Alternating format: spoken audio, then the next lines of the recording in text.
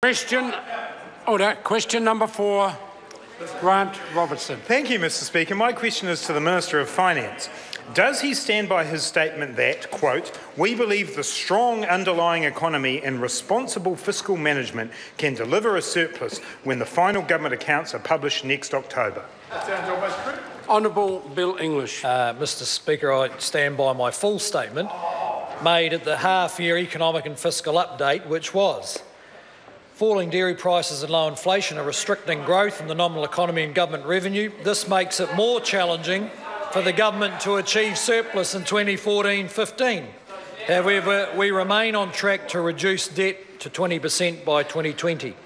Although this latest Treasury forecast predicts a small deficit for the current year, we believe the strong underlying economy can deliver a surplus when the final government accounts are published next October. Supplementary question, Mr. Speaker. Supplementary question, Grant Robertson. Can he explain to the House how it is an example of, quote, "responsible fiscal management" to allow a blowout in expenditure from $34 million to $210 million for the upgrade of the child support system at IRD? The Honourable Bill English. Mr. Speaker, the member might want to delve into the details of that. As I recall it, at least a fair bit of the expenditure came from two sources. One was that the complexity of the proposals was underestimated, trying to take into account the income of multiple parents with respect to particular children. And then further changes were made in the Select Committee, which made it even more expensive.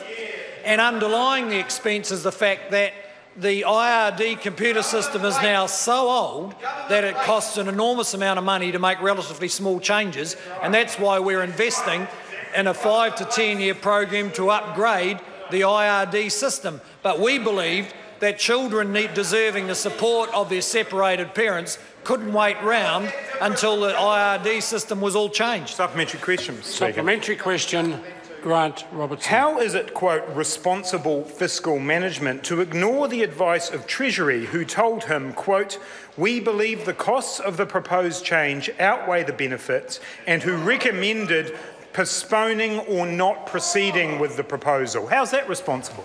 Honourable Bill Well, English. Mr. Speaker, the member may be surprised, but the government quite often disagrees with the Treasury. You know, occasionally I wish they'd agree with them more, but they quite often disagree with the Treasury.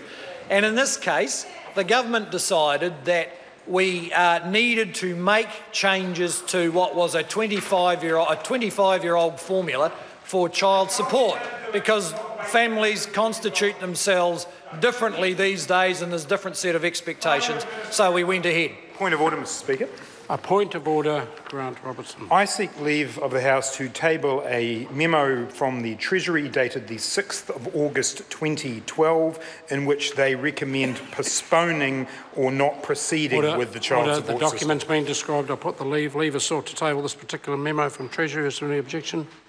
There is Supplementary question, Mr. Supplementary question, Grant Robertson. How is it responsible fiscal management to ignore the further advice of Treasury, the State Services Commission and the Government's Chief Information Officer, who recommended that the delivery of the child support system reforms be discontinued despite the large sunk costs? Honourable Bill English. Well, Mr. Speaker, I think my colleague Minister Brownlee made exactly the right point. I mean, in the end, the government makes decisions as the elected representatives about what it believes is going to work for the community. The officials saw the costs were higher than expected. The government decided to incur those costs. They didn't. But I have to say it's more fiscally responsible than that member protesting for excessive wage increases and now saying that the government should prop up a failing social services provider, more money for every problem. He's allowed to wrap it on, is he? Point of order, Mr. Speaker. Point of order, Grant Robertson. Mr. Speaker, I seek leave of the House to table an email dated Tuesday the 18th of February 2014 at 2:51 p.m. from the Treasury with their advice from them, State Services Commission and the Government's Chief Information Officer that the child support reforms be discontinued. The document's been described enough for the House. I'll put the leave is sought to table that particular email. Is there any objection? There is none. Supplementary question, Mr. Speaker. Supplementary question, Grant Robertson. it's funny, is it, Jerry? Grant Robertson. Hundreds of millions of dollars being wasted. Order. It's funny, is it, Jerry? Order. Order. I've called Grant Robertson to ask a supplementary. Supplementary question, Mr Speaker. Is one of the reasons that he won't be delivering a surplus or any meaningful changes on child poverty in this budget because he wasted hundreds of millions of dollars pursuing a project that all of his key advisors on fiscal, state sector and technology issues told him to bin? Honourable Bill English. Mr Speaker, no. And the member should try and get his head around what changes were made with child support. As he will know, as a constituent MP, for the last 20 years, families have complained about the way the formula works. It's always difficult to change it, but it was changed in ways that the Parliament and the Select Committee decided were fair. It did cost more than was expected. The government came to the view that it was in the interests of the thousands of families affected by child support to make those changes.